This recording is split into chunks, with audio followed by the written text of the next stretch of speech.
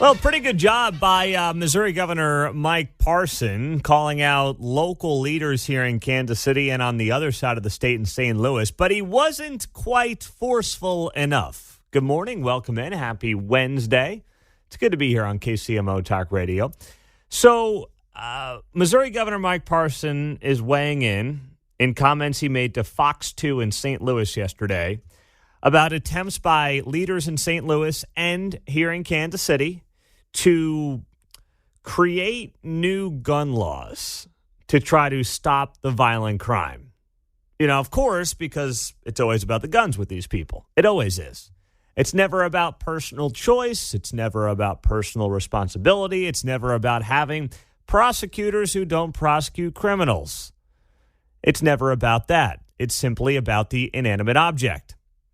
So, if you missed this story from earlier in the month, I was looking it up this morning coming on the show. I was like, wow, that was like the first week of August, which I don't know if that feels like 2 years ago at this point or just a couple of weeks ago. But anyway, you may recall that Kansas City and Mayor Lucas have pushed for the idea that Kansas City ban switches and also make it a requirement for parental consent for those to buy ammunition under the age of 18. Now, of course, as we told you earlier this month, that's already against federal law. You cannot buy ammunition under the age of 18. It is illegal to create a switch out of your weapon to make it more of an automatic weapon. You cannot do that. Both of those things already violate federal law. But for some reason, when you're grasping at straws, literally grasping at straws, to try to figure out what to do about a potential record year for homicides, these are the kinds of things that you do. So Governor Mike Parson yesterday was asked by Fox 2 in St. Louis about these laws, and here's what he had to say to that St. Louis TV station. Here's what I would say. I think you got to be very careful to stay in your lanes. So cities can't just go out there and do what they want to do, and when there's a constitutional issue to it or state legislatures to it, they can't supersede that. I mean, just like we can't supersede the federal government. I wish it was that easy because there's a lot of things I wouldn't like to do the federal government mandates me to do. But the reality of it is I got to deal within that parameter of what I'm given. And they need to do the same thing. I mean, you just going out there and doing these things or passing these things, I think it's a very confusing for the general public because now you decide, is it legal, is it not legal to be able to do that? And I think that sends a bad message to everyone when you do that. You still, whether you like it or not, when the law's passed, you got to abide by the law. And that's the way I look at it. And there are no exceptions. And the governor's right about that, by the way, as he responds to Kansas City and St. Louis. And Kansas City, of course, passed these two ordinances earlier in the month on a 12-1 vote. Nathan Willett, 1st District Councilman, was the only no vote on both of the ordinances. One, preventing minors from buying ammunition, which once again is already illegal, federal law. And then the second one is basically turning your weapons into more automatic weapons, what they call switches. Those were the two things that passed earlier this month. And the governor finally speaking out against it. Now, they're trying to do similar things over in St. Louis, and the St. Louis media got a hold of him. I guess they got a little more capital J journalism going on over there in St. Louis. Probably not much, but a little more than what's going on here in Kansas City. But either way, the broader point here that the governor's making is a good one. I just wish he would have went further with it. The point he's making is, hey, cities have to abide by state law. And that is true. Cities don't exist. Like this notion that cities get to be their own little fiefdoms within states, that's not how the Constitution works. The states have the power. The cities are just subsidiaries within the states. That's all they are. And that's all they're ever going to be, right? Some people run these cities, like oftentimes blue cities in red states, and they have this misconception on what they are and who they are. And all you are, like literally all you are, is a body with some borders that is operated by the state. That's it. That's the extent of what you are. You don't get to write your own laws that supersede state law, or in this case, federal law, which makes it even more mind-numbingly ridiculous. Going back to the days of territories. That's what they're looking to do, some of these, city leaders. Yeah, seemingly. It's crazy. So now we sit here and we say, all right, what's going to happen? Well, the Missouri Attorney General, Andrew Bailey, who, he is enjoying throwing the red meat. That's what I would say about Andrew Bailey. He's having a blast just tossing the red meat around the state of Missouri because some people speculated that he wasn't going to be that guy. Well, it turns out he is. Every time he comes on this show, people are pretty fired up. The text line blows up. People are like, I love that guy, Andrew Bailey. So he's coming out here and he's saying, hey, you better be careful. He is warning that some of these laws that St. Louis and Kansas City are trying to pass, or in the case of Kansas City have passed, could violate the state constitution. Specifically, he's talking about what they want to do over there in St. Louis. Because in St. Louis, they announced wide-ranging legislation last week that is pushing to prohibit what they call military-grade weapons on city streets. So that's something that they are considering right now over in St. Louis, and the Attorney General is saying, hey, you got to be careful that you're not violating state law. So all these things lead us to the point where you have city leaders in St. Louis and Kansas City that are denying the problems that they have. The biggest problems that each of these two cities have, the consistent theme, is not local control of the police department, which is another big push here in Kansas City. St. Louis has that, and they've got more or less the same homicide issues Kansas City has.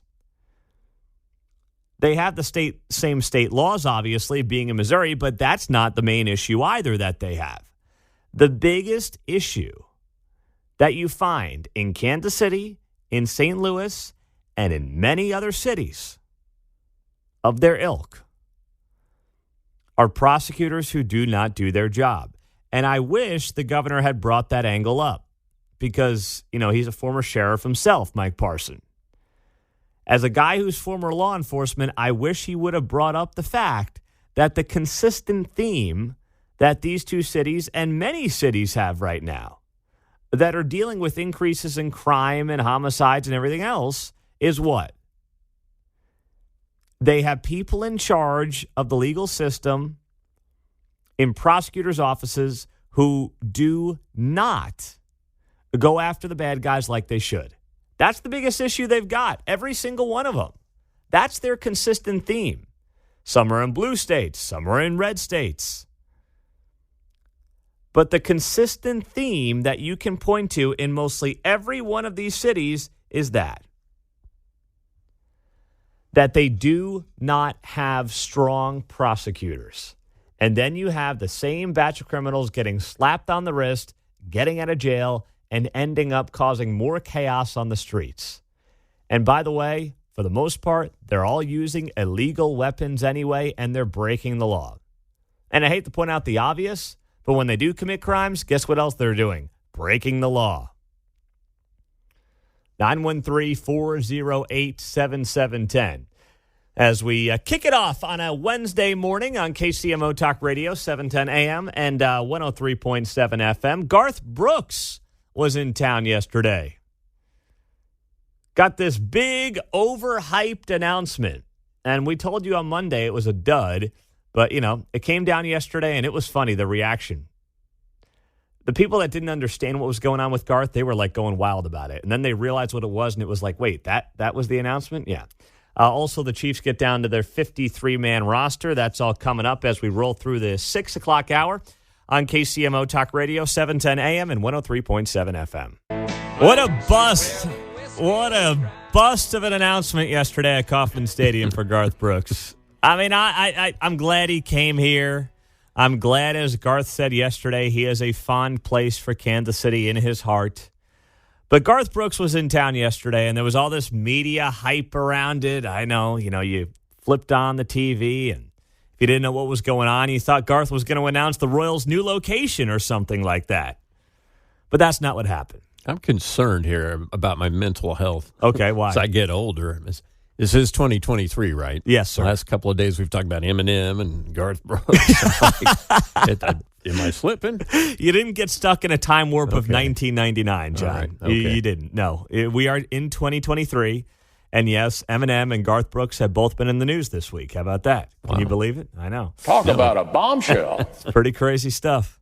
So Garth is in town yesterday to announce a new radio station on TuneIn Radio. Now, this radio station is going to be called Tailgate Radio. So this is basically what Garth did here. For those of you that are trying to figure this all out, TuneIn Radio is essentially like it's an app that you can download that has radio stations on it. In fact, you can listen to KCMO on your TuneIn Radio app. You can pull up many radio stations around the country on your TuneIn Radio app. What TuneIn Radio is trying to do is get its own content like Netflix, right? Or like an Amazon Prime. They don't want to end up being the Blockbuster, which just basically rented or allowed you to rent other content but had none of its own content. So now the name of the game for all these companies is to have their own content that draws you to their app or to their platform. So TuneIn Radio, instead of just being a place where you can stream KCMO, now they're going to have Garth Brooks' radio station on the TuneIn Radio app. That's what they're doing here. And for Garth, you may recall he had his own channel on Sirius XM. And it was basically whatever music Garth liked. It wasn't just Garth's music.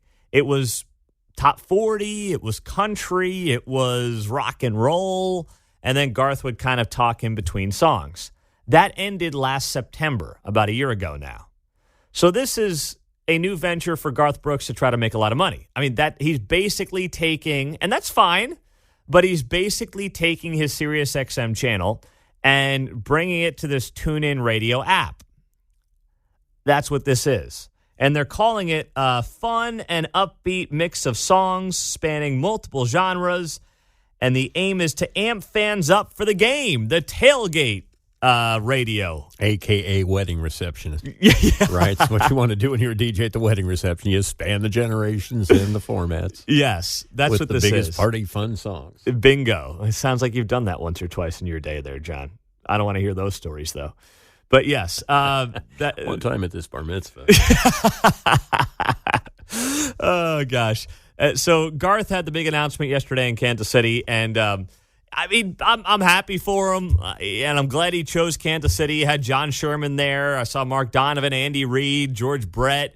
They were all there yesterday at Kauffman Stadium, but I'm also like, gosh, guys, this really isn't that big of a deal.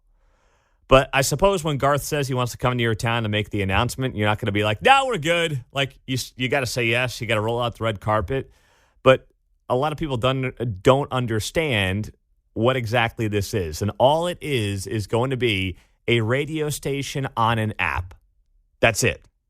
At its very core, it's Garth's SiriusXM channel moving to another app.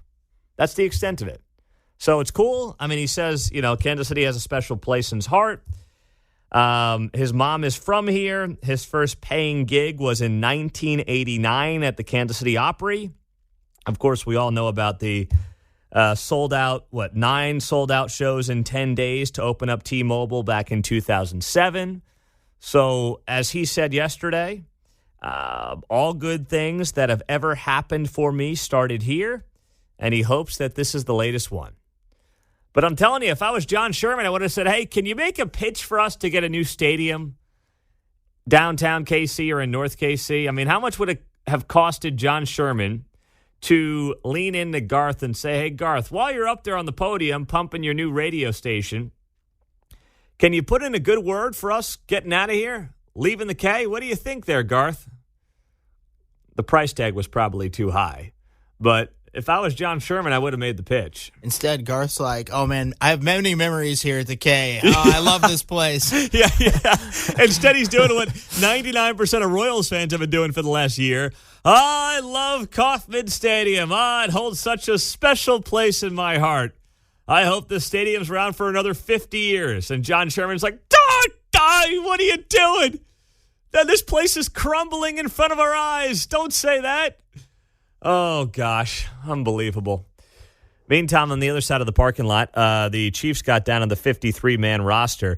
I don't know if you guys were surprised. I saw Shane Buechele, who had a pretty good preseason quarterback, who was playing alongside Chad Henne, didn't make the team there, John. Yeah, we're all playing 3D chess in here, of course. And I was kind of wondering what that's about, and I kind of assume he'll be back, but he'll have to clear waivers, right? He's going to have to clear waivers. Yeah, he wouldn't just cut where he can re-sign as a free agent. No, and if I'm him, I'm going to try to go somewhere where I'm going to make some money as a backup quarterback. I kind of wonder. Yeah. They're allowed to have 3 quarterbacks on the game day roster this year, so that's another question that everybody has. All right, who's going to be the third quarterback for game day this year? Yeah. So they'll bring somebody in if it's not Buechele again. Now, did I see this right as well? The running back, LaMichael Pirine. Yep. Yeah, Pirine. Cut. I thought he was going to be there. That's crazy, man. And they cut Prince, so that both of them you would have thought maybe one or the other.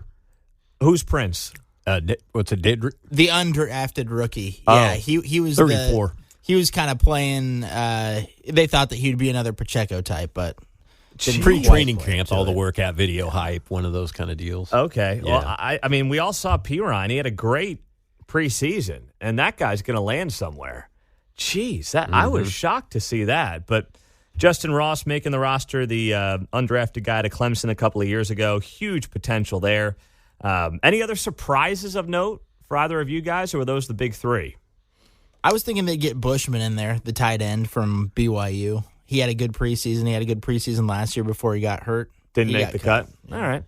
Well, I figure he's back, though. So, yeah, no.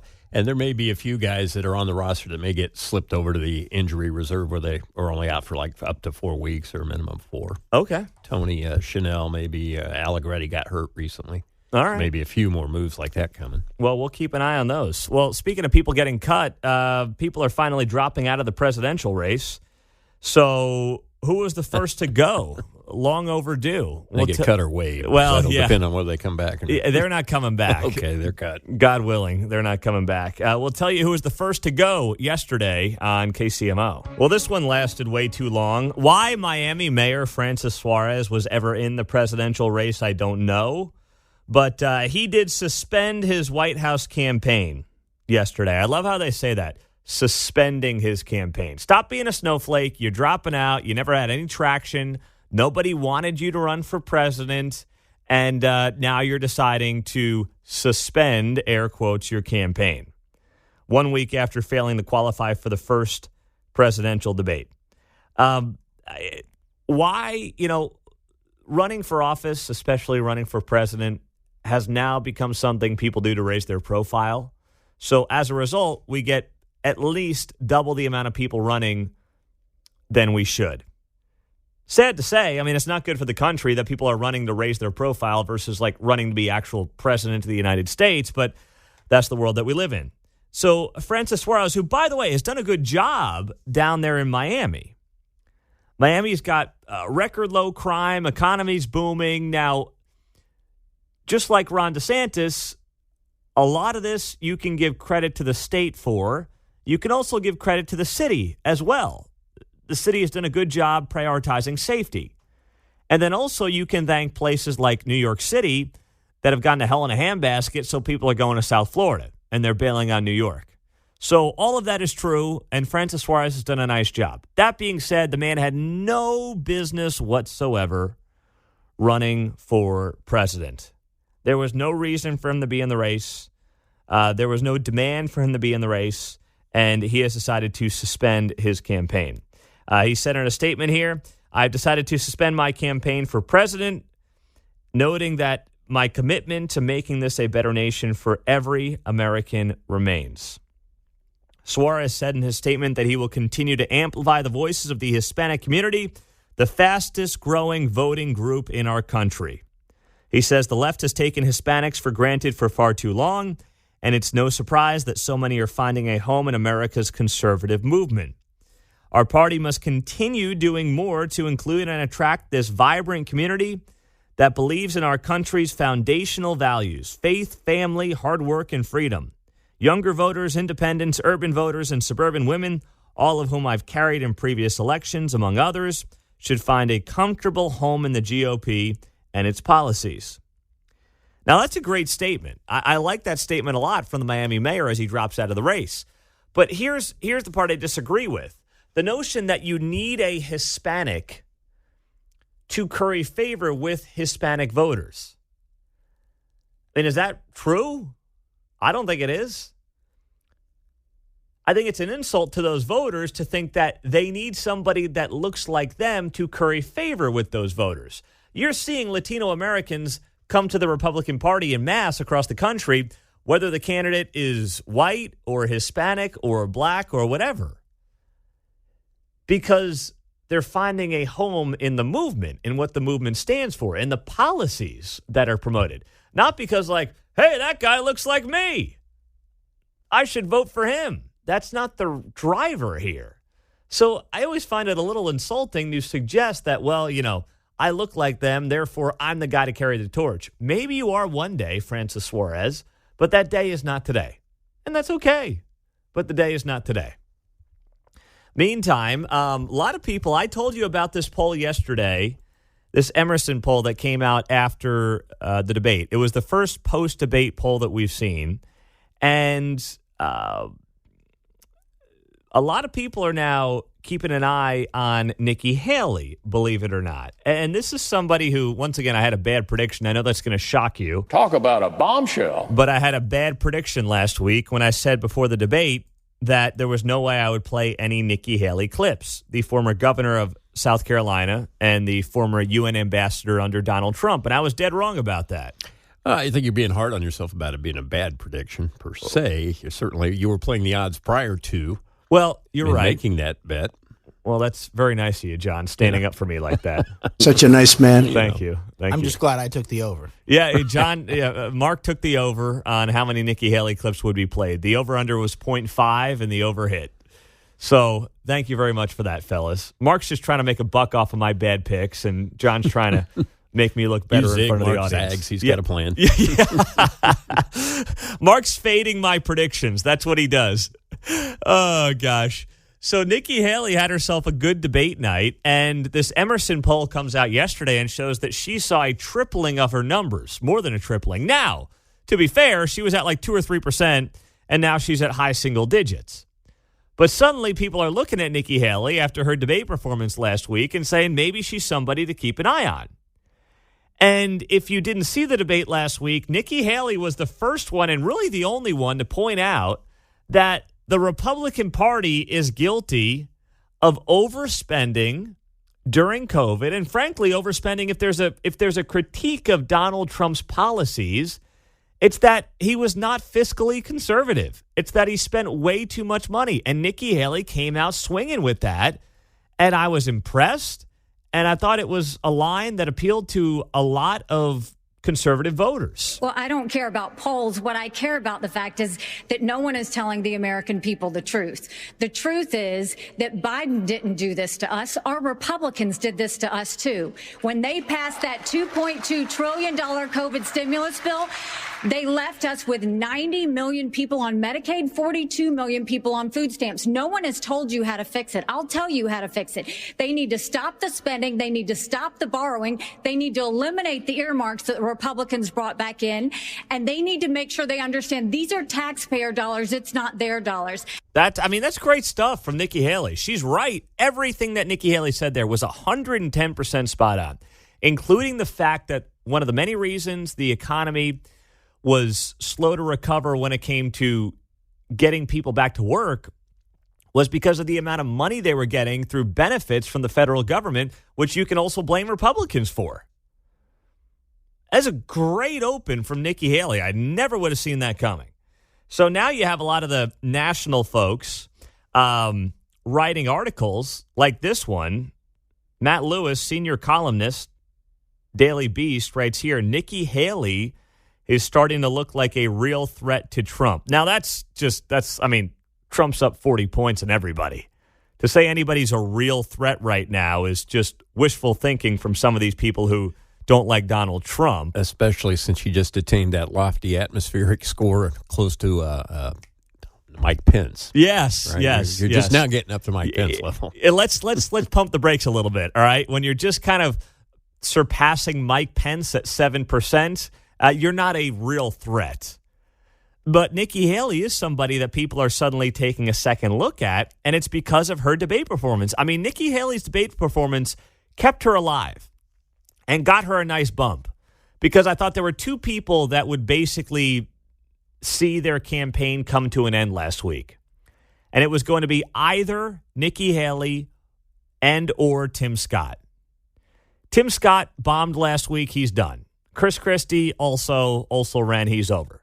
So I think you're really at the point now where you're going to have Trump, DeSantis, Ramaswamy, and Nikki Haley as four people that are going to hang around, should hang around, and see how these next few months play out.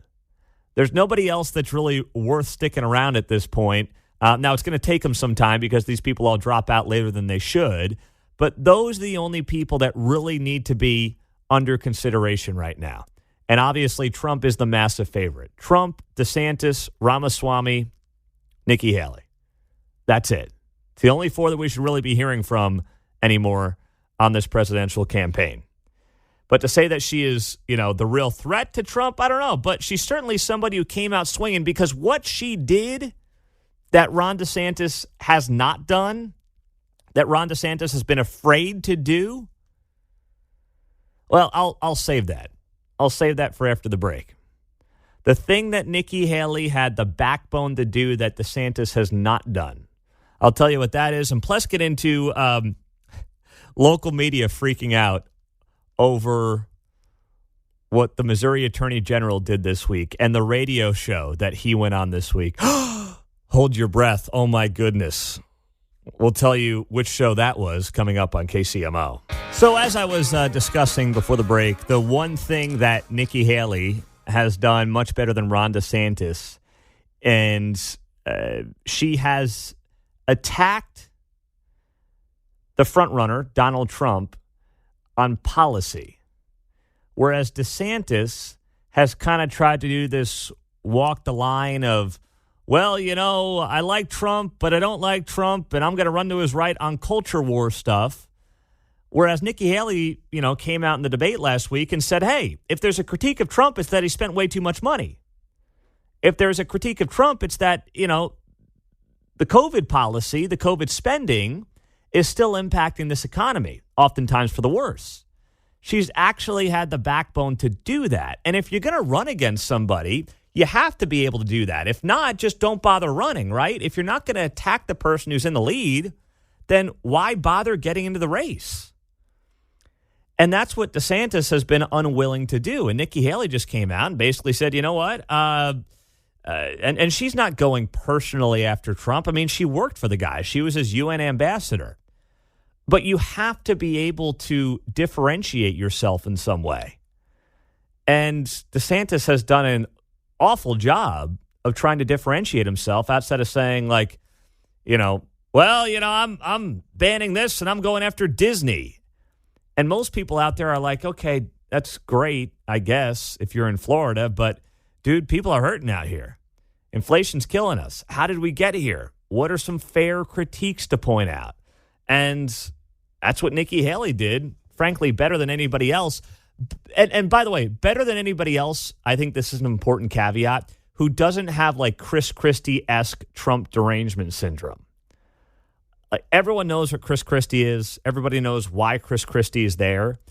But Nikki Haley is able to say, yes, there were many great things about the Trump administration. However, we missed the mark on this, and I'm critical of this. She's not just like out there doing Chris Christie stuff. Oh, we can't elect a felon? Like, no, she's just kind of pointing out, hey, there are things that didn't go as well as we wish they would have gone. Here's what they are. Here's why they shouldn't have happened, and here's how we fix it.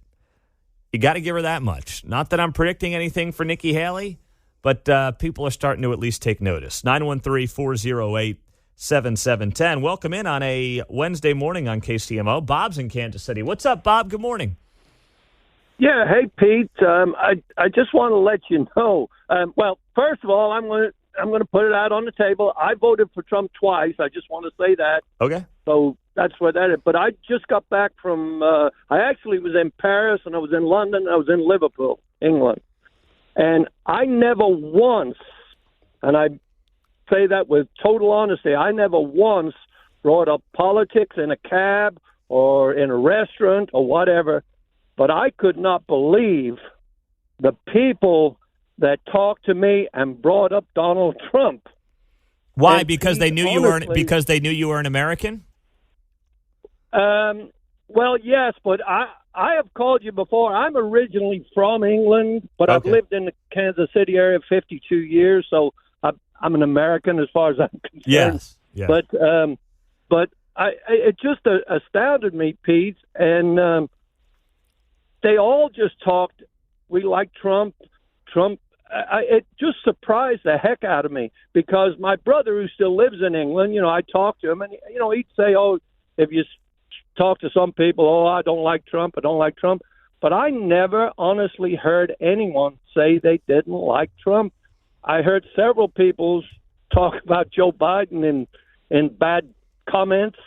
It just surprised me, and I just thought you'd like to know. Well, that's very interesting, Bob. And what was the main the main takeaway, Bob, out of curiosity on Trump was that they like him for his policies. They think he's being politically railroaded by the DOJ. I mean, what was kind of when they said they liked Trump, what was in the context of?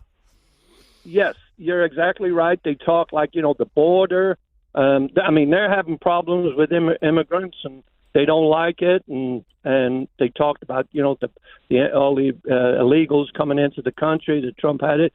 Exactly what you just said was what they talked about. It was surprising to me, is all I can say. No, hey, I haven't been to England, but that would surprise me too as well, Bob. So, wow. And again, I'm not saying there isn't people that don't like him, but I never talked to one of them, Pete, honestly. And I was in cabs, I'll bet 20 different times. I was on trains, in stores, and they would bring it up. I never would, I just kind of kept to myself on that aspect. Yeah. But it was surprising. Wow. That's about all I can say. Well, hey, Bob, thanks for sharing that, man. Yeah. Like I say, love your show. Listen to you guys every day. Missed you for 2 weeks, but I'm back listening. All right, Bob, and we're back here for you, my man. Thanks for the call. Okay, thank you. Have a great morning. There you go. I wish I could have Bob's little accent there. That sounds good. I like the way he's kind of got it still, even though he's been here for 50 years. Yeah, came out there when he mentioned he was in Liverpool. Yeah, he sounds good. I'm not surprised by that because once again, a lot of these things transcend even countries. It's more about and you're seeing this in other countries, kind of a working class uprising, and no one's connected with that working class like Donald Trump has in recent politics. I will add, when I was in Europe, and it's been about 3 years ago, I was in Paris, and so you go to the hotel, and the TV channel 1 is CNN. Oh, jeez. Right, and so they get that filter. Yeah. So Bob's point's even more surprising with that filter. Yeah, seriously. You ain't kidding. Meantime, I want to wrap up the hour with this. Missouri Attorney General Andrew Bailey. He was on our show this week. Why? Because on Monday, judges upheld Missouri's law that was passed in the legislature that would prevent children from things like chemical castration and any other kind of hormone therapies that would go along with transitioning their genders. Now, you are grandfathered in if you're under 18 and you already have been going through the gender transitions. You can continue that. If you're over 18, you can do whatever you want. But this would ban it for those under 18 who have not yet started the process. So Andrew Bailey made the tour. He was on this show earlier in the week. Kansas City Star writes a huge piece headlined, Missouri AG Bailey joins shows hosted by Trump co-defendant in election conspiracy case. Who is that? Jenna Ellis. She was a lawyer for Trump during all the 2020 craziness. And she's, blonde hair. You probably have seen her. If not, just Google Jenna Ellis. She has a radio show. And Andrew Bailey went on that radio show.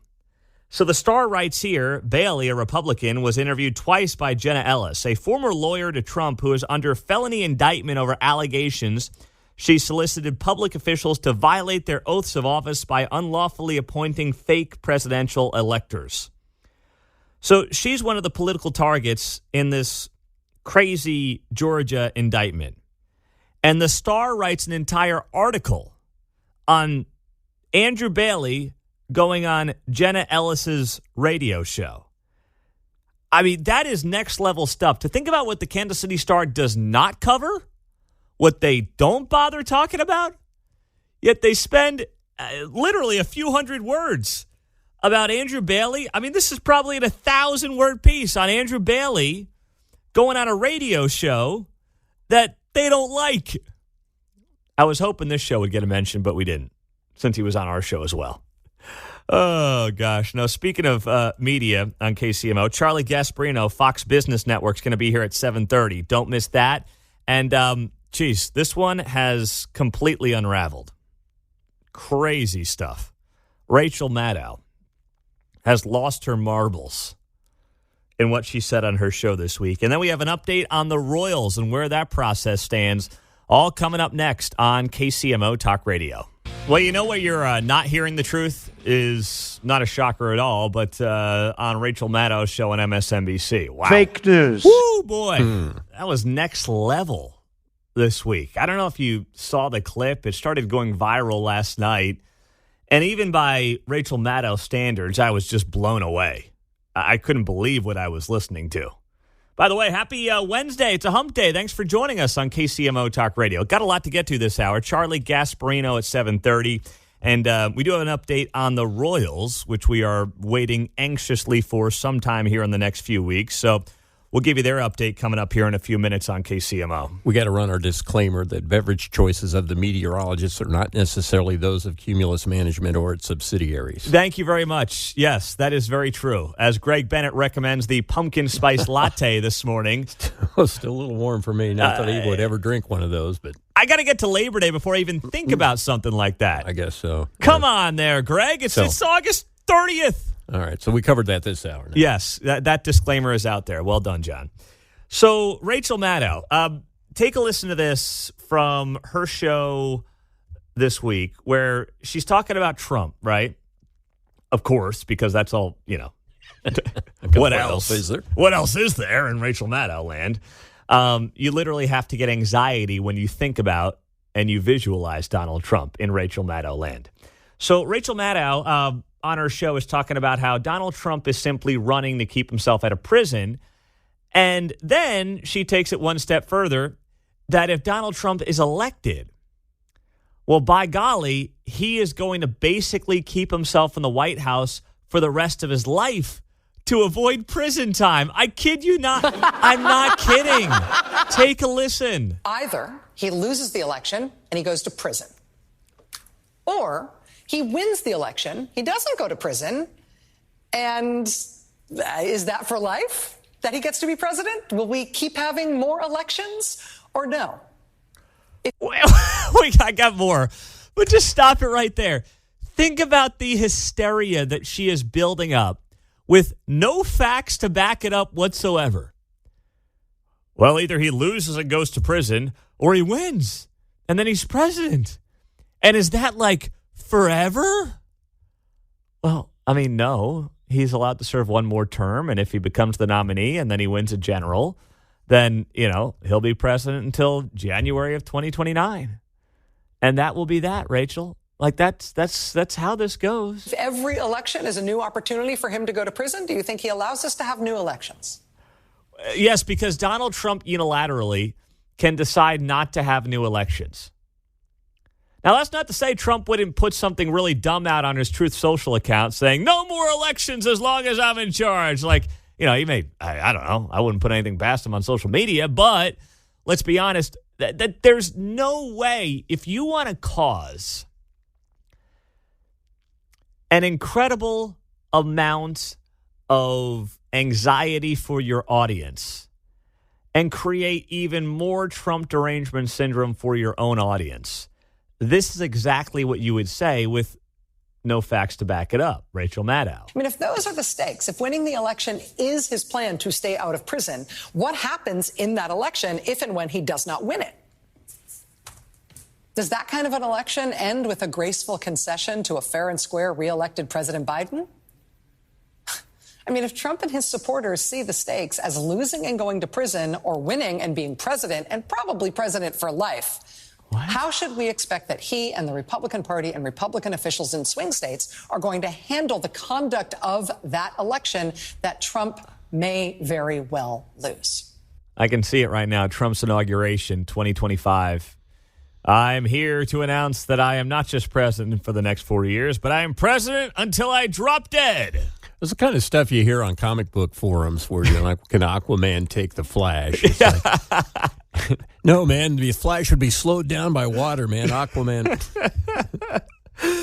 I mean, because if Aquaman can, you have to put big if in there. Oh, if Aquaman were on land. Could you, just imagine saying that to your audience, looking into the camera with a straight face, and saying what Rachel Maddow just said for the last 57 seconds in that clip. It's embarrassing. Well, I picture her sitting in her office or something, banging out. Oh, that's good.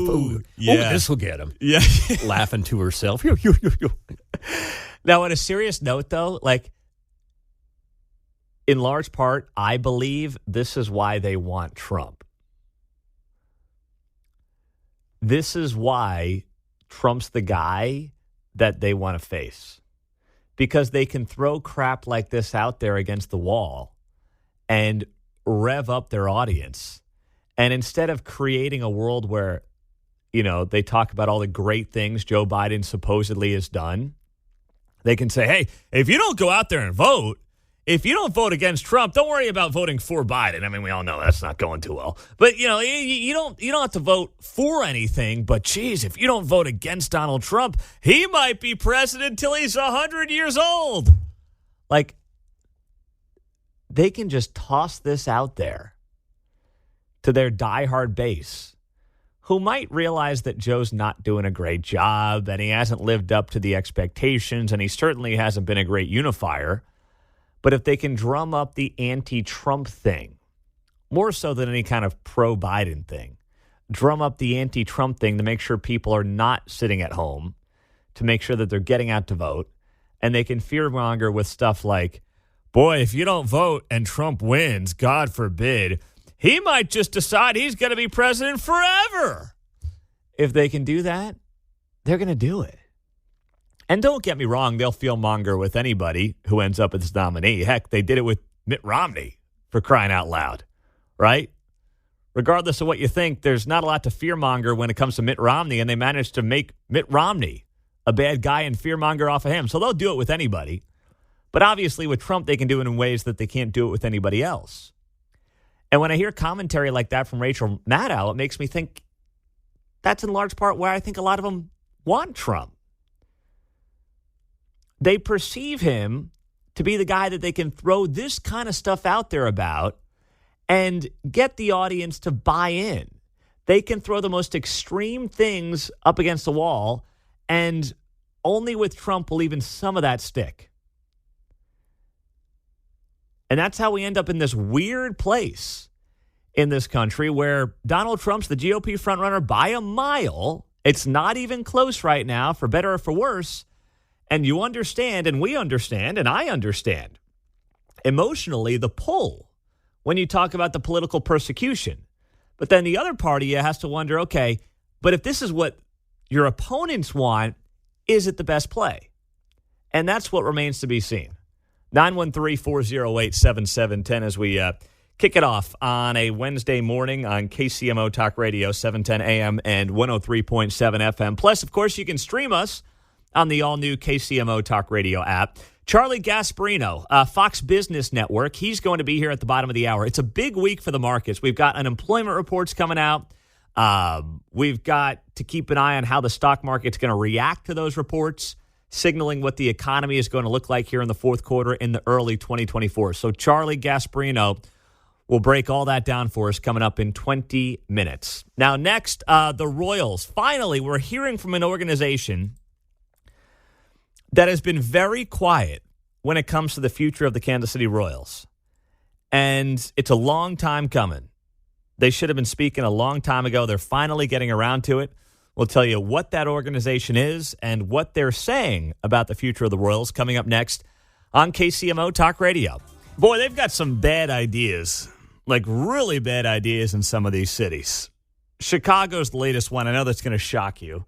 But they are. Talk about a bombshell. They're taking a page out of Kansas City's book and also St. Louis's book with this just awful idea suggesting that somehow if your car thefts are up in your city, it is the fault of the car maker. Yeah, yep, that's right. Good morning. Welcome and happy Wednesday. So, Chicago Mayor Brandon Johnson. Let's go, Brandon. He's facing some backlash after filing a lawsuit against Kia and Hyundai over claims they manufactured cars that lacked appropriate anti-theft measures, which ultimately has led to a surge in car crimes. I mean, if car crimes go up, it's obviously the car's fault, just like it's obviously the gun's fault if somebody shoots somebody, Kind of one and the same. If you got one opinion, you got to have the other, I suppose. It only makes sense. Never leave a car and a gun unattended at the same time. Yeah, exactly. Something will happen. Something will absolutely happen. So you may recall that St. Louis announced this back in March. St. Louis announced it was suing Kia and Hyundai over car thefts. That's right. For failing to install anti-theft technology in millions of their vehicles. Because it started as a TikTok thing. TikTok videos started going viral on how to steal Kia and Hyundai cars without push-button ignitions and immobilizing anti-theft devices. So that became this nationwide thing on TikTok. And Kia and Hyundai, by the way, did start doing something about it. I have a friend who has a Kia, and he showed me a letter he got and said, hey, come on in, bring your car down to a dealership, and we'll get some better theft protection on there free of charge. So they're doing what they need to do. But now these cities are deflecting. They're seeing surges in car crimes and car thefts, and they're like, well, obviously it's the car dealer's fault. Remember, Kansas City joined this as well. This was back in June of this year. Kansas City, the latest to sue two automakers after thieves steal thousands of cars across the country. This from Fox 4 back in June. Says here the lawsuit says the high number of stolen Kias and Hyundais is putting the public in danger across Kansas City. According to the lawsuit, thieves stole more than 380 Kias in Kansas City in 2022. That compares to 105 Kias that were stolen just in January of this year. 105 Kias stolen January of this year in Kansas City alone. So instead of doing the obvious, gosh, people better stop stealing cars. It's like, well, it's obviously the car maker's fault. Let's figure out what to do about them. So now we've got the Chicago mayor. He has jumped into the equation here as well with an announcement this week that he is also going to sue Kia and Hyundai. It's like these mayors in these major American cities, it's like one has a bad idea and the other ones are like, that's a great idea. That seems to be what they like to do around here. So there has been in Chicago a 104% increase from last year when it comes to Kias stolen in the city, and a 234% increase in vehicle thefts. That's across the board, by the way, in Chicago from 2 years ago. 234% increase in vehicle thefts, not just Kia, vehicle thefts across the board from 2 years ago. So what does the mayor of that city do? I'm going to file a lawsuit against the car makers. How about you go out there and try to find the criminals who are stealing cars, support your men and women in law enforcement, pressure your prosecutors to criminalize and throw these people behind bars and make sure they're off the streets. How about you do that, champ? There's a novel concept. I know it's maybe a little out of your realm to punish bad guys, but it might be the obvious place to start instead of getting caught up in a lawsuit that'll take years to figure out if it ever does. Well, and anecdotal evidence right here in town, some of the people stealing the cars are not old enough to have driver's licenses yet. Oh, yeah. And Yes. I guess based on it being a TikTok trend, maybe that makes sense. I don't know if there's official stats on that, but you bust a 14-year-old. Well, we can't send him to jail, can we? Well, that's a great point as well. That causes a whole other slew of issues. So what do you do then? In Chicago, there's been 19,000 car thefts so far in 2023. It's a 104% increase from last year per the police department. Once again, that's not Kias. That is car thefts across the board in that city. I was being tongue-in-cheek about not sending 14-year-olds to jail. I'm in favor of it. So, I mean, saying. there's got to be Just a to punishment. clarify. There's got to be a punishment. And whether they're 14 or 24, you have to punish people who are stealing cars. Yep. This is not a difficult concept. Unless you're, of course, running Chicago or St. Louis or, unfortunately, Kansas City. And we talked to Mayor Lucas about this at the time. And, of course, the reasoning that he gave on this very issue was, well, we got to hold these car makers accountable and make sure that they're taking care of their owners. Well, I understand that to some degree, right? But that's more of a class action thing. Your role as government is to make sure that people who own these cars feel safe driving and parking those cars on your streets. That's your role. Not to claim you're looking out for the little guy by filing a lawsuit on their behalf and hoping one day it gets, solved in a court of law. Because in the meantime, another 10,000 cars just got stolen, geniuses. The short-term play here is a very easy one. Reboost your ranks when it comes to law enforcement and make sure that you are pressuring your prosecutors to actually prosecute criminals. That's all anyone is asking you to do. And it's a very simple fix from your perspective. And if you do that, then you kind of let the chips fall where they may. Or then if you want to file a lawsuit because you think you got a case to make on behalf of the people of your city, okay, maybe. But you and I know what this really is about is not taking any responsibility for your crappy policies that have resulted in crime rising dramatically over the last 3 years. That's what this is. Whether it's Chicago or Kansas City or St. Louis or any of the other cities that are in the mix here on this as well. And there's a bunch of them, by the way. Like saw San Diego, Milwaukee, Columbus, Ohio, Seattle. I mean, they're all in on the conversation. And it's all about pointing the finger at somebody else and not taking any responsibility for what has happened on your watch. 913-408-7710. Let's go to the text line. Also go to you. Here's on the, this is pretty funny on the text line. Pete, that's like me slapping a lawsuit on Goodyear for driving to McDonald's for a Big Mac. Basically. Calvin's in Olathe. What's up, Calvin? Well, my background's military, so my inclination would be a work camp. Put them in a barracks, have them work their butts off, earn the money for the car back if they damage it, if all it is car theft. Anything else, well, bore. And if they decide they want to run away from work camp, next stop is prison. Hey, man, that's as good an idea as I've heard, but, they're not big on they'd rather people, if they're going to put people in prison, they'd rather put them in a nice, comfy location where they can watch TV all day and, have a nice 3 meals and make sure they're comfortable, Maybe things have changed since I was a teenager growing up in the countryside, but we went out every year and pulled weeds out of bean fields. That is hard, back-breaking work, and we did it because we wanted to because we're earning a little bit of money. Yeah, well, Calvin, unfortunately, that mentality, it seems like, is getting lost more and more every day. But I agree with you, man.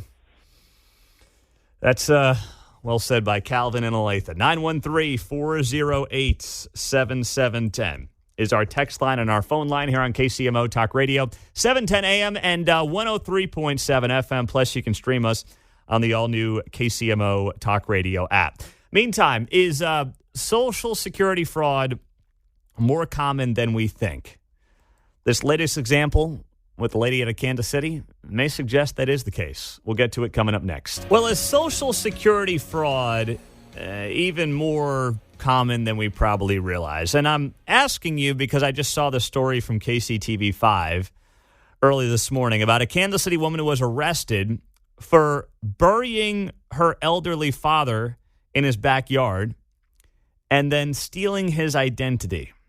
Yes, you're hearing that right. So investigators from Nye County, Nevada, are in the process of extraditing a Kansas City woman after finding the buried remains of her dad and learning that she has been living off his Social Security and VA benefits. Now, you hear stories like this, and frankly, I think it's far more common than we even know.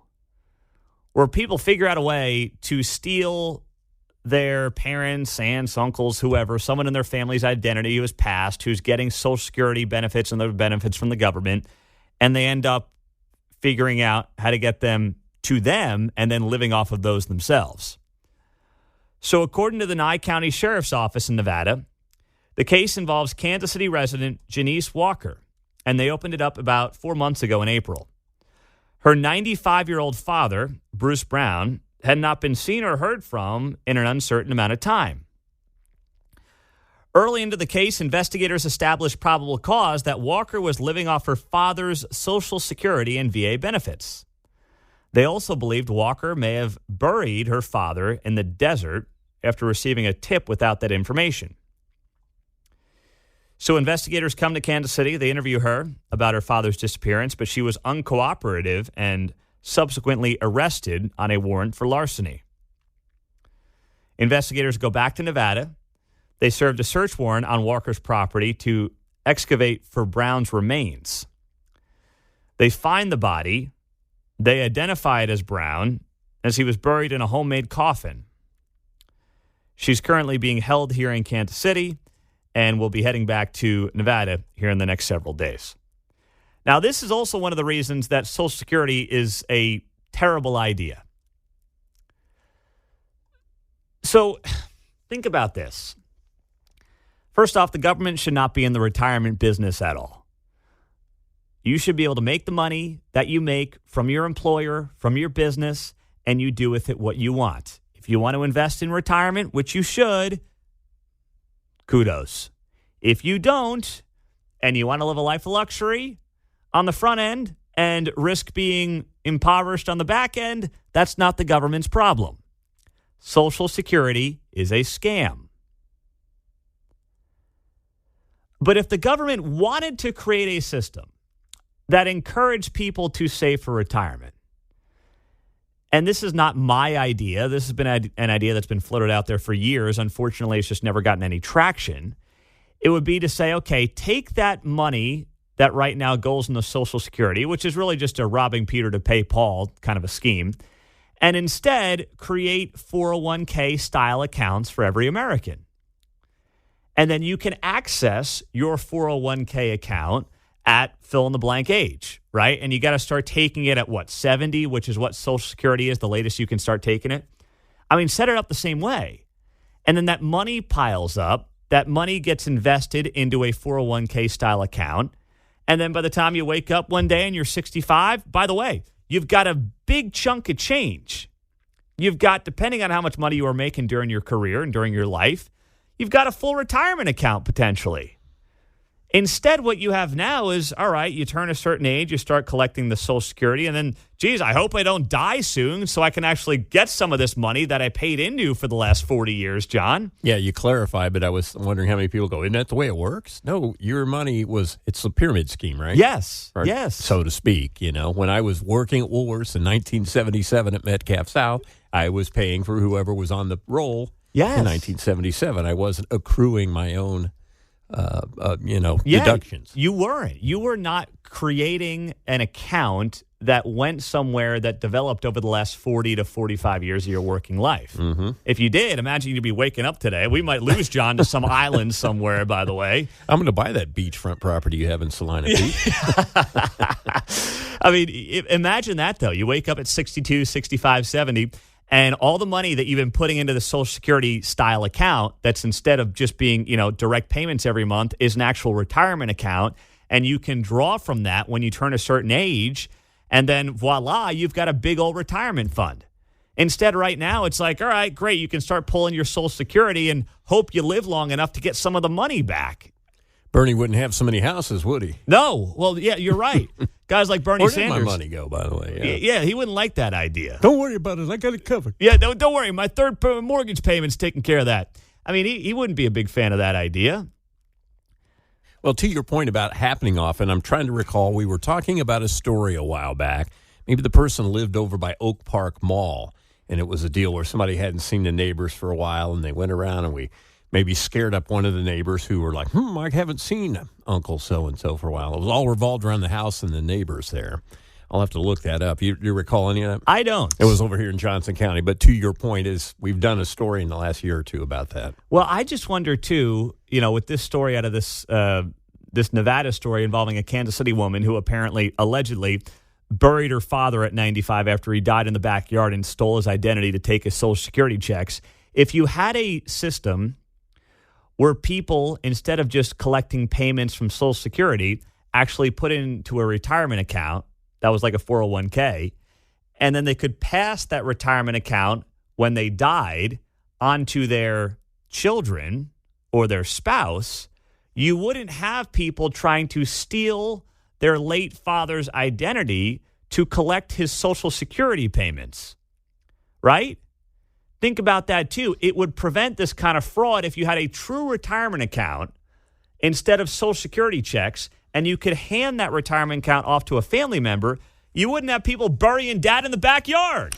I guess it was March this year. Man found dead in Overland Park house, been there for 6 years. Wow. Yeah. And was somebody stealing Social Security off of that They're deal? investigating. I think somebody was collecting all the while. And the guy was actually in the house. Yes. Right? Okay, now it's coming back to me. And that was over here in the Overland Park area. Yes. Right by Oak Park Mall. And they are investigating that for Social Security fraud. Yes, that's right. Jim is on KCMO to Blue Springs. What's up, Jim? Yeah, it's real easy to steal this stuff from the government because all you got to be a signatory on their checking account, like if she handled his bills and stuff for him, and then, like you said, she disposed of the body without reporting it. It'll just keep coming to that bank account forever. Yep. No, you're right. You're right, Jim. That's what they're going to keep doing until somebody catches you. And how many people out there are doing this right now that aren't getting caught? I guarantee you there's tens of thousands because the government doesn't really care, right? I mean, there's people still on food stamps from COVID that shouldn't be getting it. You think they're tracking Social Security checks around the country? Jordan's in Lenexa. What's up, Jordan? How's it going, man? Hey, I've been listening to you for a long time. Hey, I just heard you talking about the 401k. That 401k, a lot of people don't know this. They use that to short our favorite stocks. So a lot of people don't understand the market manipulation that goes on in the stock market. I just wanted to kind of touch on that. I know you're trying to find a different avenue, but just saying there's a lot of crime that happens in Wall Street too, brother. So. Well, no, I'm not denying that. You're right about that, Jordan. There certainly is plenty of insider trading crime like that that's going on Wall Street. But I'll tell you right now, I would sign up for that 10 out of 10 times where I could make my own decisions on where my own money is going. If the government insisted on this, saving for our retirements in a 401k style account versus, geez, I hope I live long enough to start collecting money that I've been putting into a system for the better part of 40 years.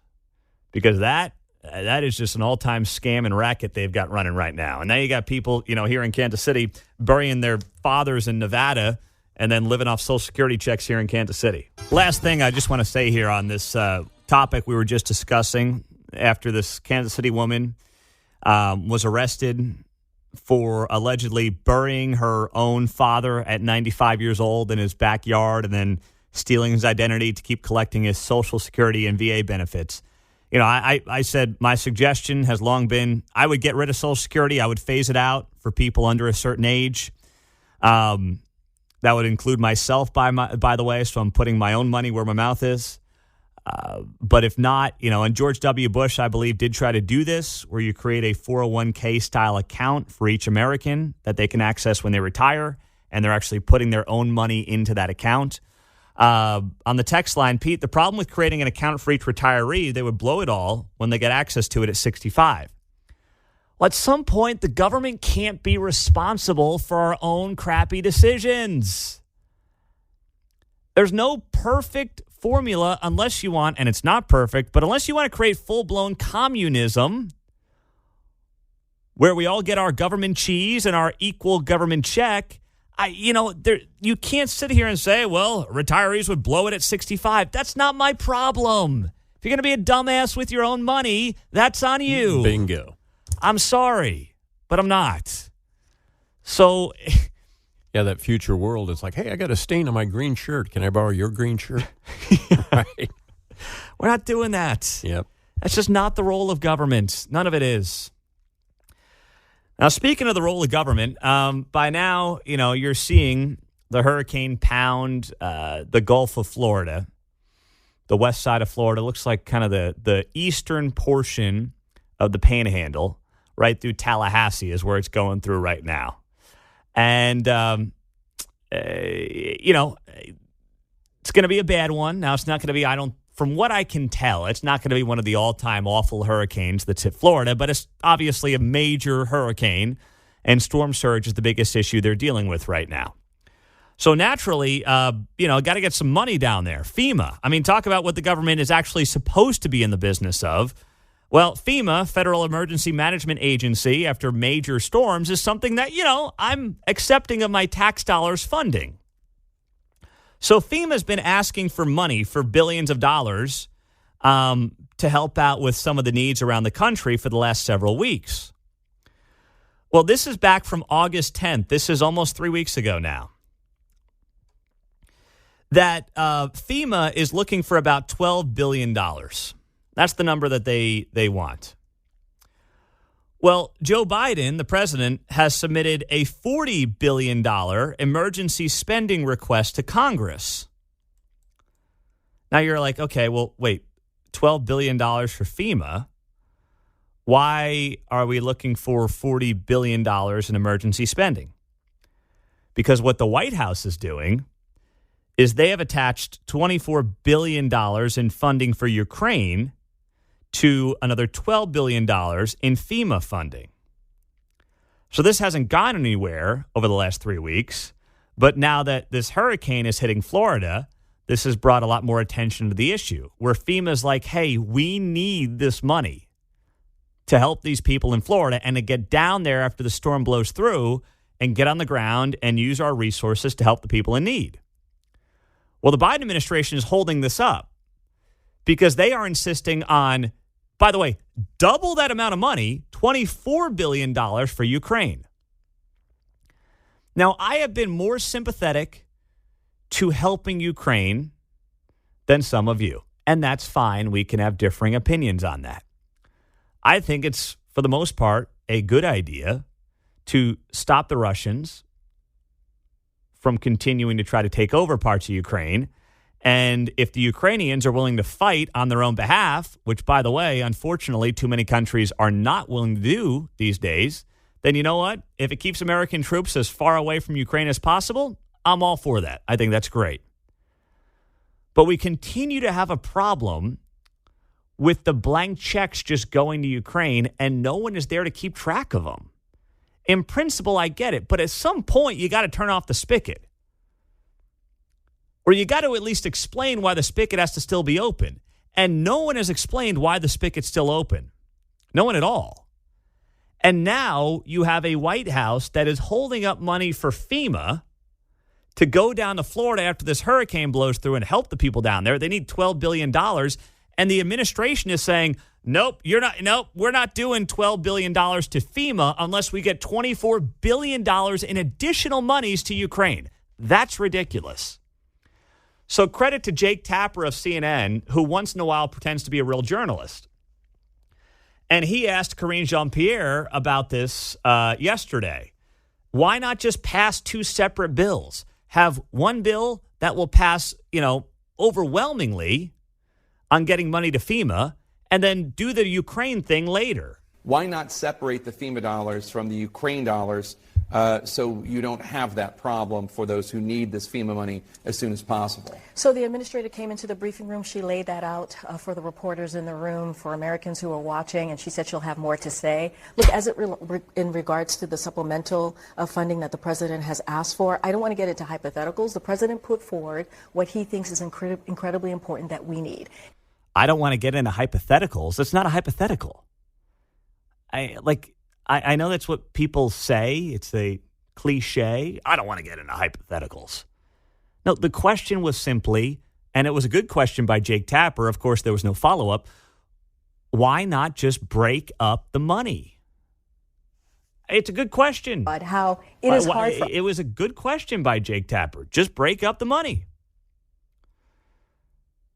But no, I don't want to get into hypotheticals. No, you're there on behalf of the president. Tell us why the president won't just pass a clean $12 billion spending deal on FEMA. Why does it have to be attached to $24 billion for Ukraine? And they can't answer it. That was on Jake Tapper's show yesterday. They can't answer it. Marco Rubio, he put out a statement on this. And, it's a good statement. He said, pass disaster funding now, then consider Ukraine. This is, of course, one of the U.S. senators from Florida. Marco Rubio saying in a statement, President Biden is holding Floridians and other Americans hostage by tying critical domestic disaster relief to foreign military aid. This is the type of cynical political manipulation I warned about earlier this year, and it further undermines trust in the Biden administration. President Biden owes Americans an explanation as to his strategy, something he has refused to do since Putin invaded Ukraine. We've seen incredible bravery by the Ukrainians over the last 18 months, but we've also seen U.S. stockpiles dwindle. European countries slow walk critical supplies, and China grow more aggressive towards the U.S. and our national interests. We cannot give a blank check to continue the status quo. That's a good statement from Marco Rubio, little Marco, right? I like that from Marco Rubio. And here we are now at the end of the month, and this request was put in on August 10th. 3 weeks later, major hurricane is crushing Florida right now, and FEMA may not have the funds it needs because the president is holding up that money to make sure Ukraine gets another $24 billion with a B dollars. I mean, that is, not only is it a disservice to the American people, I mean, our tax dollars helping our American people in need today, it also raises a lot of red flags.